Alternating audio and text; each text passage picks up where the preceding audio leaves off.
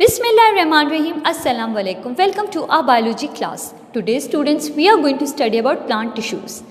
Flowering plants have a system of vessels for transport of water, minerals and food. These vessels are called transport or vascular tissues. There are two types of transporting tissues in plants, xylem and phloem. Firstly, we are going to study about xylem. In flowering plants, xylem is made up of four types of tissues, but main tissues are xylem vessels. Xylem vessels are long, hollow tubular structures from root to leaves.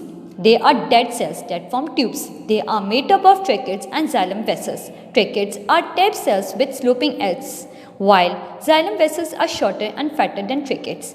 Each are perforated by pits to allow sideways movement of water and minerals, fiber and xylem parenchyma. Now we are going to study about phloem. Phloem tissues conducts synthesized food substances, example from leaves to parts when needed, consists primarily of sieve tubes. Phloem structure. Like xylem, phloem is made up of four types of tissues, but mainly consists of sieve tubes and companion cells. Firstly, we are going to study about sieve tubes. Sieve tubes consist of separating cells that are perforated by minute pores, sieve plates. Transports occurs through cytoplasm by diffusion and active transport. Next is companion cells. Narrow thin wall with abundance of cytoplasm and nucleus. They keep the sieve tube alive, provide nutrients, contains many mitochondria, which helps to provide energy for translocation. Now we are going to study about translocation.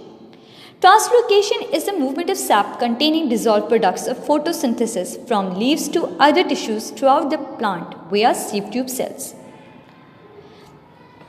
Now we are going to study about translocation mechanism. In high plants only the green parts, especially leaves, can manufacture food and it must be supplied to the other non-green plants parts like root, stem and flowers for consumption and storage. Now we are going to study about Munch hypothesis.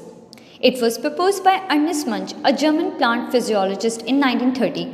A high concentration of organic substances, particularly sugar, inside the cells of the phloem at a source, such as a leaf, creates a diffusion gradient that draws water into the cells from the adjacent xylem.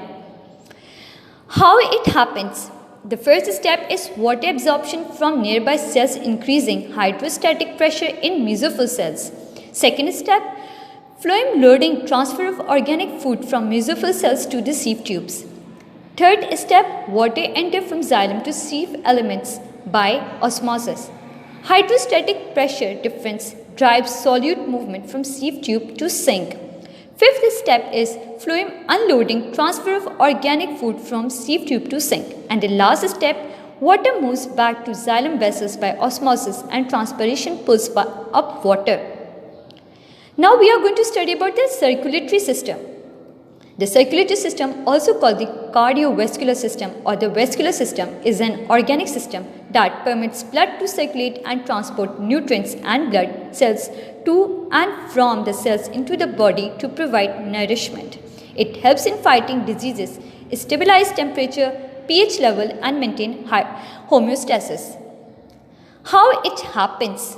In multicellular organisms like mammals, including man, many cells are situated away from environment. Only simple diffusion is not enough to supply oxygen to these cells and to get rid of waste from there.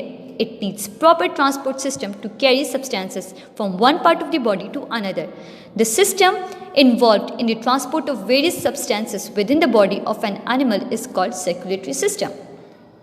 Now we are going to study about the types of circulatory system. Open circulatory system and the closed circulatory system are its two systems. Firstly, we are going to study about open circulatory system. In an open circulatory system, the blood is not enclosed in the blood vessels but is pumped into a cavity called hemocoel. The blood is called hemolymph because it mixes with the interstitial fluid. What happens in open circulatory system? As you can see that blood is flowing through the spaces among tissues, so it directly comes in contact with tissues. It remains filled in the open tissue spaces called sinuses. After exchange of materials with tissues, blood enters the pumping organ or heart, which pump it into the blood vessels. Now we are going to study about closed circulatory system. The circulating fluid or blood is enclosed within blood vessels that transport it away from and back to the heart. What happens, as you can see in this picture, this type of system allows blood to flow inside the closed tubular blood vessels and never comes out in direct contact with tissues. Now we are going to study about components of closed circulatory system. Blood, a fluid with cells and other dissolved substances.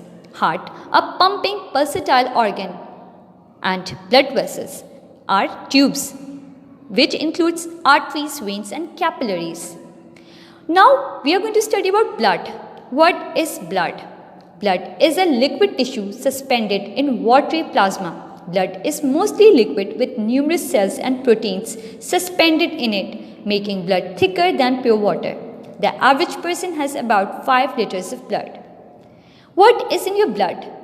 Blood has plasma, white blood cells and red blood cells. Thank you.